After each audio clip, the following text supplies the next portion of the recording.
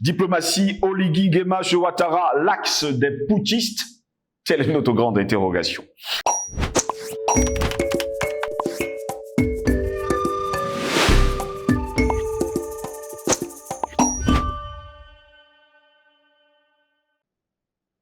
Quelle belle chose que de vous retrouver tous les jours sur Panafricaniste TV. Mesdames, messieurs, bonjour. Bienvenue à toutes et à tous à cette édition de Parole panafricaniste. À l'initiative du premier, le président de la transition au Gabon et le chef de l'État ivoirien, Alassane Dramane Ouattara, auraient depuis quelque temps convenu d'une rencontre à Abidjan avant janvier 2024. L'objectif étant de réchauffer les relations de coopération entre le Gabon et la Côte d'Ivoire, qui s'étaient refroidies ces dernières années en dépit de quelques contacts. D'ailleurs, il faut le dire, la Côte d'Ivoire et le Gabon, eh bien, c'est une amitié qui a servi, on va le dire comme ça, à la France depuis de longues et de très longues décennies. Qui ne se rappelle pas du couple, oui, du couple Houphouët-Boigny et surtout de Omar Bongo. Apparemment, Oligui Nguema veut revenir sur les pas de son père. Oui, Omar Bongo Ndimba. Eh bien, mesdames, messieurs, elle n'était pas tout à fait au beau fixe ces dernières années, notamment en raison des soupçons de Libreville sur une supposée amitié entre Abidjan et des pourfendeurs du régime d'Ali Bongo, parmi lesquels Jean Ping et Laure Olga Gonjout, l'ancienne collaboratrice d'Omar Bongo, qui s'est d'ailleurs établie en Côte d'Ivoire dès 2016. Les relations de coopération entre le Gabon et la Côte d'Ivoire seraient en passe de s'apaiser. C'est en tout cas la volonté de Brice Clotaire Oligui Nguema, si l'on en croit Africa Intelligence, qui révèle que le président de la transition est parvenu à nouer le contact avec Alassane Dramane Ouattara. Après que le patron du comité pour la transition et la restauration des institutions, en abrégé CTRI, a tenté plusieurs semaines durant d'amorcer un rapprochement avec Abidjan, le chef de l'État ivoirien aura accepté une rencontre avec son interlocuteur au cours d'un appel téléphonique fin septembre dernier. Le général prévoirait donc d'effectuer une visite, oui, une visite dite de travail et d'amitié dans la capitale ivoirienne. Si la date de ce voyage n'a pas officiellement été fixée, nos confrères croient savoir que celui-ci pourrait avoir lieu d'ici à la fin d'année 2023. Mais, dit-on, le principe de ce déplacement a été acté. L'ambition des nouvelles autorités de Libreville est de réchauffer les relations avec Abidjan. En attendant leur éventuel tête-à-tête, tous deux invités à participer au premier sommet Arabie Saoudite-Afrique, les deux hommes pourraient bien échanger brièvement à Riyad la semaine prochaine. Parmi les conseillers de Brice Clotaire Oligui Nguema, Laure Olga Gonjout, qui, selon Jeune Afrique, a récemment effectué un discret retour au Gabon, pourrait être le principal relais entre les deux leaders. Le président ivoirien est d'ailleurs considéré comme le grand frère du dernier médiateur de la République d'Ali Bongo. Est-ce à dire tout simplement que ces deux hommes vont continuer à servir la France, main dans la main? Diplomatie, Oligui Nguema chez Ouattara, l'axe des putschistes, c'est notre interrogation. Et pour répondre à nos questions, nous sommes avec Patient Parfum d'homme, homme politique de l'UPC, l'Union des populations du Cameroun, la vraie, créé le 10 avril 1948, ici même à Douala et précisément au restaurant Le Sierra, où 12 jeunes hommes se sont réunis un soir et se sont dit, eh bien, il faudrait que nous changeons les choses. Vous également à la maison, il est l'heure de vous asseoir et de vous dire, il est l'heure que l'Afrique change, il est l'heure que nous changions les choses pour que la mer de l'humanité puisse se lever. Bonjour, bienvenue à vous. Bonjour Sylvie Solongos, bonjour à nos techniciens, bonjour à nos millions d'internautes. Continuez de soutenir cette très belle aventure de Panafricanist TV. Bonjour à l'Afrique, cette Afrique qui regarde ce monde, qui a en proie, n'est-ce pas, à un chaos généralisé, mais organisé par les bien-pensants de ce monde qui ne veut pas perdre la main sur le contrôle des richesses de ce monde. Ils sont des rapifions, ils sont pas si nombreux, mais malheureusement, c'est eux qui dirigent le monde. Je lance dans ce coup de gueule. America, break the neck of the Zionists. On ne peut pas continuer à accepter silencieux, à regarder silencieux le massacre des enfants palestiniens, le massacre des femmes palestiniennes, sur le fallacieux prétexte que Israël a le droit d'exister. Il y a quelque chose qui ne tourne pas rond dans ce royaume-là. Aux Américains, vous êtes en train de créer votre Auschwitz, je ne sais pas si la prononciation est belle, à Gaza. Et l'histoire le retiendra. Vous avez été de ceux-là qui ont accepté le massacre d'innocents. À l'Afrique tout entière, analysons profondément ce qui se passe dans le monde. L'Afrique ne peut pas continuer à être cette passoire qui n'a pas d'iroko ou bien de baobab qui puisse être son refuge. Cet iroko, ce baobab, cet okoumé, c'est notre défense militaire. Ce sont nos armées. Il faut renforcer les armées africaines.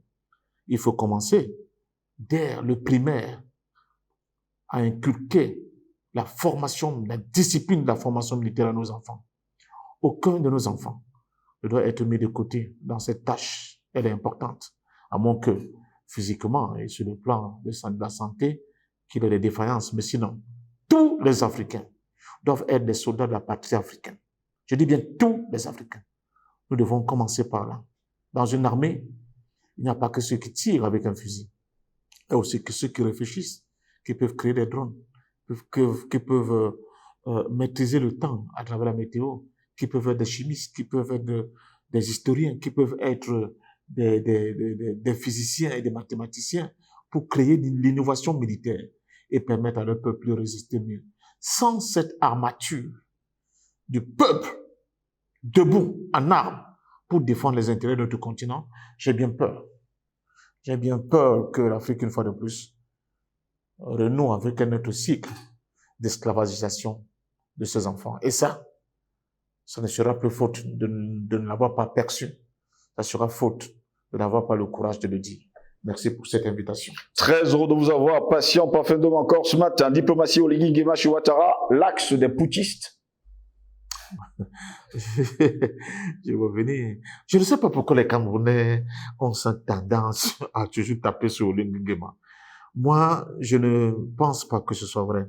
Le président, le jeune militaire qui est arrivé au pouvoir après presque 6 décennies de pouvoir des Bongo au Gabon, a décidé, parce qu'il a été exclu de toutes les institutions, comme le veut, n'est-ce pas, vos démocraties modernes, et des institutions africaines sanctionnées par l'Union africaine, et des institutions sous-régionales sanctionnées par la CEAC et même la CEMAC. Donc, il a entrepris d'abord de déminer le terrain en faisant un round autour dans des pays qui l'entourent et qui sont dans ces regroupements sous-régionaux. Il a commencé sa première visite, je crois, c'était en Guinée équatoriale. Après, il s'est rendu en République centrafricaine. Après, je crois, c'était au Congo, Brazzaville, au Tchad, au Congo Kinshasa, au Rwanda. Malheureusement, alors là, je m'interroge pour le Cameroun. C'est au Cameroun qui n'a pas encore mis les pieds parce que certains Camerounais existent que certaines noisettes de mauvaise augure. Il a fait un coup d'État. Il a inventé le projet des enfants, des bébés, des présidents, de succéder à leur papa.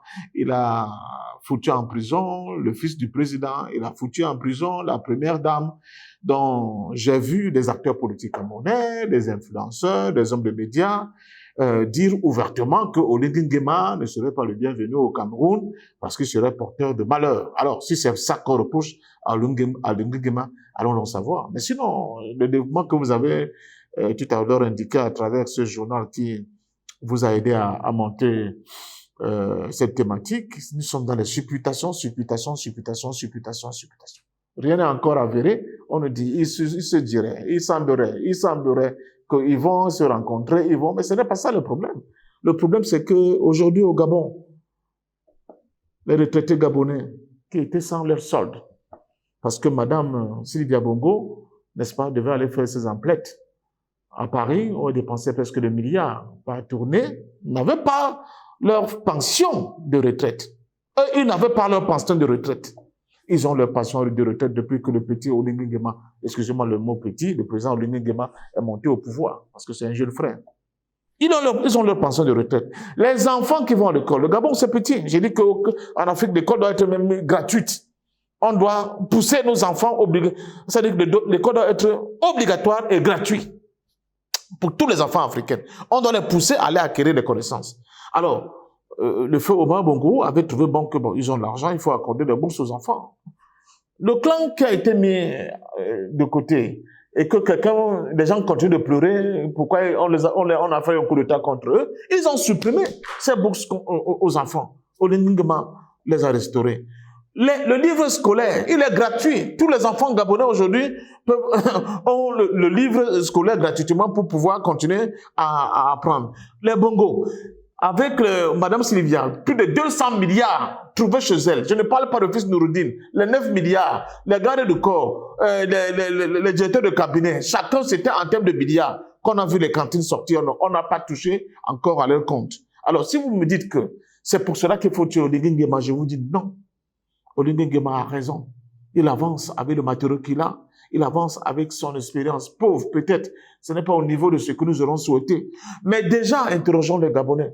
Si les Gabonais aujourd'hui sont heureux, ils sortent d'une phase qui était un véritable cauchemar, vers une phase où un vieux qui a un bobo, qui a une sciatique, peut aller, n'est-ce pas, à la caisse de prévoyance sociale, prendre son petit pécule et s'acheter un baume pour se masser. Et vous me dites que c'est rien, je vais bien. Maintenant, les histoires, parce que, soi-disant, je dis, on est encore dans les supputations.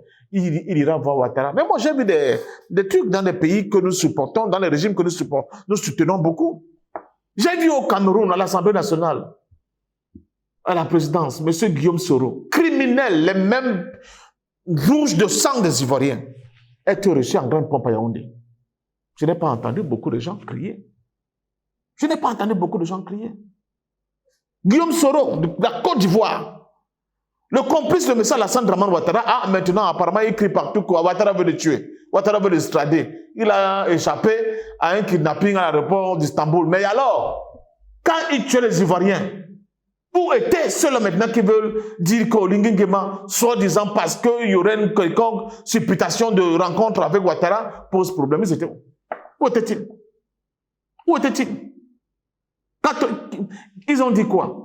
Quand même le président Biya s'est rendu à Yamoussoukro, lors de l'adoubement de M. Ouattara par Sarkozy, on a dit quoi? Ça ne nous a rien dit? Donc il faut que les gens arrêtent de perdre du temps aux Africains. Les diplomaties sont comme ça. Je ne dis pas que je ne renvoie pas tout ça d'un revers de main, mais dans la diplomatie, il y a beaucoup de choses qui sont des non-dits. Moi, je suis convaincu qu'il y a beaucoup de documents qui ont été découverts à Libreville au Gabon, qui étaient entre les mains de l'entourage de l'ancien pouvoir et qui ont des ramifications avec certains pouvoirs francophones et qui demandent à être éclaircis. Que ce soit autour des palais de Yaoundé, d'Abidjan, etc., etc.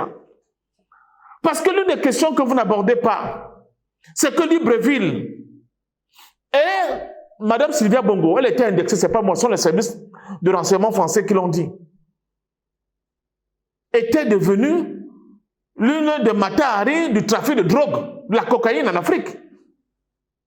Or, quand nous savons que M. Ahmed Bakayoko était aussi l'un des barons du trafic de drogue en Côte d'Ivoire, allez donc voir les ramifications. Peut-être qu'on ne vous dit pas toute la vérité. Donc, il faut que les gens arrêtent. Nous, on juge les faits. On regarde ce qui se fait. On ne dit pas que c'est le paradis, on ne dit pas que c'est parfait. Mais nous apprécions à juste titre les efforts qui sont faits par M. Oligui Nguema. Le général Oligui Nguema, vous avez mon respect. Continuez dans cette voie. Que d'autres qui viennent avec des idées encore plus révolutionnaires continuent de fourbir leur âme, le moment viendra, le moment venir, ils feront la grande révolution. Mais je tiens à vous dire une chose, M. Cyrus Lengos. Il ne peut pas avoir de révolution à cubaine au Gabon si le Cameroun n'est pas d'accord.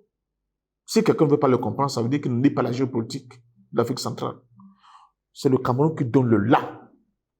Même la question du franc CFA, on veut sortir de franc CFA, on crie depuis, ils étaient tous là, les bongos et consorts.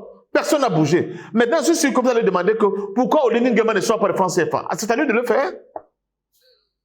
Alors que les vrais dinosaures sont là, je vous pose la question.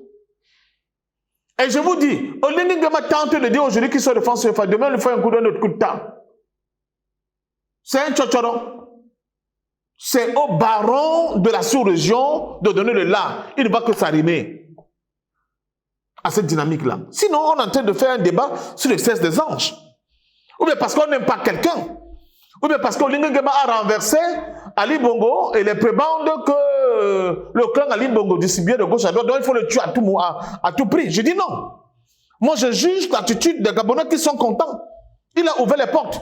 Les opposants sont rentrés. C'est d'abord, d'ailleurs, une femme, Laurence Ndong, de l'opposition, qui est même porte-parole du gouvernement de l'actuel Premier ministre qui s'appelle comment encore Ndong-Sima. Ça vous dit rien? Est-ce que ça vous dit rien? Alors qu'en Côte d'Ivoire, jusqu'au jour d'aujourd'hui, il y a encore des prisonniers politiques. Olinga a ouvert les prisons. Tous les gars qui étaient en prison là, pour des faits il les a mis tous dehors. Ils sont dehors. C'est quoi cette hargne contre ce jeune général qui tente de trouver ses marques, qui tente de créer une atmosphère de paix autour des pays qui l'entourent et qui essaie de remettre le Gabon à un niveau où les Gabonais aujourd'hui se sentent heureux. Mais Madame Sylvia Bongo, pendant la campagne présidentielle, mon cher ami, elle va rencontrer les femmes gabonaises qui vendaient dans un marché, je ne sais pas où là. Et les femmes se plaignent que maman c'est trop fort. La misère veut nous tuer. Ce qui est déjà très grave pour le Gabon, qui est plus riche que le Qatar. Qu'une maman gabonaise puisse sortir des mots douloureux comme ça de sa bouche. Vous savez la réponse que Madame Sylvia lui a servi? Vous allez me le dire. Mais maman, mes soeurs, continuent de prier beaucoup qu'on découvre encore d'autres puits de pétrole au Gabon. Là, vraiment, là, en ce moment-là, on pourrait vous venir en aide. Alors que chez elle, il y avait des cantines de milliards. Mais on se moque de qui? Les Africains se moquent même de qui? Pourquoi les gens soutiennent les Bongo? Mais c'est une dynastie qui n'a rien fait ni pour le Gabon, pour l'Afrique. Vous soutenez quoi là? Pourquoi on soutient les Bongo? Qui a soutenu? C'est une bande de criminels. Comment vous avez peur de dire ça? Donc ils méritent là où ils sont. Si Ali Bongo n'était pas malade, j'étais d'avis que lui-même, il doit être au Nouf. Parce que ce sont les usurpateurs. Ce sont les piliers de la France-Afrique. Son père était le patron de la France-Afrique de toute façon. Donc, qu'on ne vienne pas dans les... Oui, il semblerait qu'il aurait téléphoné. Non, je juge les faits. Les faits, les vieux retraités gabonais commencent à toucher le pécule. Ce n'est pas justice. Les enfants gabonais ont leur bourse. Ce n'est pas justice. L'école est devenue gratuite. Même l'enseignement primaire confessionnel, les inscriptions sont gratuites. Bon, monsieur Ngoss, moi je suis au Cameroun. Mes enfants sont dans les universités d'État. Ils payent 800 000 francs de frais universitaires pour leur formation. Vous trouvez ça normal? Est-ce que vous trouvez ça normal dans un pays qui veut muscler le jeu, tout faire pour que la masse critique gonfle? Si on commence déjà à interdire, parce que c'est un sens par rapport à l'éducation. Si on continue d'abord à limiter l'accès à la connaissance aux enfants avec ces trucs-là, vous allez faire comment avec les enfants? Moi, je connais vos enfants. Vous allez faire comment pour payer leur scolarité? La seule chose, c'est les envoyer dans le poulailler, comme on dit, où on paye 50 000. Mais même là, est-ce que c'est sérieux? Tous les étudiants gabonais sont boursiers pratiquement. Vous voulez dire que le Cameroun n'a pas d'argent? Pourquoi on fait ça? Les Gabonais font ce qu'ils font avec leurs moyens, avec leur culture, avec ce qu'ils ont commis de plus ou de moins. Ils ont été comme un peu les enfants gâtés de la sous-région. Le Gabon était un peu comme les enfants gâtés de la sous-région. Parce que le Bongo père, il achetait tout par la corruption, même ses opposants les plus radicaux. Ben, ils sont combien? Ils sont à peu près 1 500 000 habitants. C'est quoi? Avec les richesses qu'ils ont. Mais ici, avec les Bongo, c'est le Liwat, un Écossais qui allait expliquer à Macron ce que c'est la forêt gabonaise. Ça vous a pas indigné? Moi, ça m'a tellement indigné que je ne sais même plus par où donner la tête. Je dis donc, tu référais du régime de Yaoundé qui sont tapés dans l'ombre. J'ai fait des débats avec certains d'entre eux qui ne veulent pas qu'Olingue vienne voir le président Biya parce qu'il sera comme le corbeau noir qui apporte la mauvaise nouvelle au palais. Et non, arrêtez ça, arrêtez ce cinéma-là. Arrêtez ce cinéma-là. Laissez l'enfant rencontrer son père. Le président Biya aujourd'hui est un patriarche dans la sous-région. Qu'il le rencontre et que le président lui donne ses conseils. Mais arrêtez de penser que s'il vient au palais, il va apporter la malchance parce que bientôt, le fils du président ou bien son épouse vont se retrouver en prison. Ça veut dire que quoi ça? Ils sont internés là-bas. Un jour, ils ne vont pas quitter de là. C'est quoi ces histoires-là qu'on veut imposer aux Africains? L'Afrique a le droit d'aller de l'avant. On ira de l'avant avec nos plus et nos moins. Il y a des zones de transition. Il y a des passages obligés. Tout le monde ne va pas faire la révolution directement, comme on le voit, je ne sais pas, à la cubaine. Non, c'est pas vrai. Tous nos chefs d'État ne vont pas être des Poutine. Eux-mêmes, ce sont les enfants de la néocolonie. De même de la France-Afrique. Beaucoup se sont abreuvés à la mamelle de la France-Afrique. Il faut un travail consistant de leur part pour qu'il y ait ce dépassement-là. Il viendra, on le souhaite, mais qu'on commence d'abord par satisfaire aux besoins primaires des populations. Qu'on nous donne des routes, qu'on nous donne des hôpitaux, qu'on facilite la vie aux gens, que les enfants puissent aller à l'école sans beaucoup de difficultés. Vous savez combien d'enfants, après le bac, arrêtent l'école, par exemple au Cameroun? Ce taux de déperdition, qui peut vraiment le faire? Et ceux qui réussissent en s'arrachant les dents, quand ils ont les diplômes, ils sont quoi? Et même quand ils ont des boulots, on les vit comme des malpropres le moment venu. Vos DRH, n'est-ce pas, vos directeurs des ressources humaines dans les entreprises là, je crois que la seule leçon qu'ils ont retenue, c'est de renvoyer les gens qui sont à partir de 50 ans, parce qu'ils ne veulent pas que les Blancs qui les emploient payent. C'est quel patriotisme, c'est quel nationalisme que nous cultivons en Afrique? Au président, au général Olini Nguema, nous lui disons toutes ces critiques là, c'est parce que l'Afrique attend beaucoup de toi. Fais les efforts pour continuer dans le sens du panafricanisme que nous souhaitons tous. Avec tes plus et tes moins. Continue d'être dans la dynamique pour faciliter la vie aux Gabonais. Mais aussi pour peser du petit pas que tu peux avoir pour qu'au niveau de la sous-région, on tire rapidement vers le haut. Parce que c'est ça. L'Afrique centrale est le cœur de ténèbres. C'est le ventre mou de la possibilité du continent africain à aller très vite. Parce que ça stagne. Rien ne bouge. Rien ne bouge. Et ça, je comprends le cri de cœur de certains. Mais président, mon cher frère, je continue de vous dire, de vous parler aujourd'hui en vous disant, nous avons beaucoup d'espoir en vous. Vous avez bien commencé. Ne vous découragez pas. Faites-le pour le bonheur du peuple camerounais et gabonais autant pour moi, mais aussi du peuple africain. Bon, maintenant, j'adresse aussi un coucou à ceux qui prennent souvent les avions pour aller voir Macron, pour prendre conseil là-bas avant de revenir diriger. Vous voyez, suivez mon regard. Merci à vous, patient parfait, de m'avoir été des nôtres. Vous aviez pas mal de choses à dire, même si vous n'avez pas répondu à nos questions. Ah Merci à vous également. Malin, on n'apprend pas un vieux Serge à grimper sur un arbre. Hein. Merci à vous de nous avoir suivis. Likez au plus grand nombre et surtout partagez. Bonne journée à toutes et à tous.